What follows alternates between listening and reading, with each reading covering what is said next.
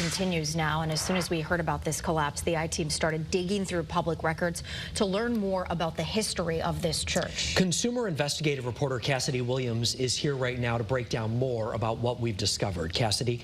Well, Mark and Aaron, online property records say the church was built in 1810. In 2017, Channel 3 did a story with the owner of the church as he was trying to fundraise to get the clock tower working again. This is video from 2017 when they let us inside the clock tower. The owner of the church had started a GoFundMe to raise $25,000 for the repairs. It's unclear if they ever hit that goal. At today's press conference, the mayor said there were currently no active permits, and to his knowledge, there was no construction being done. The mayor also said there were no routine building inspections, and the mayor did not know if there was an inspection protocol for an old building like this one.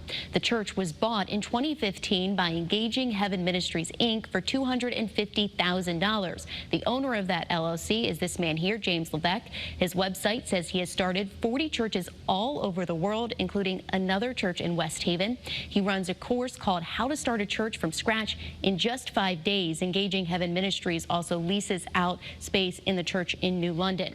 Engaging Heaven Ministries Facebook page says while the building is destroyed, the church is thriving and strong. Cassidy Williams, Channel 3 Eyewitness News.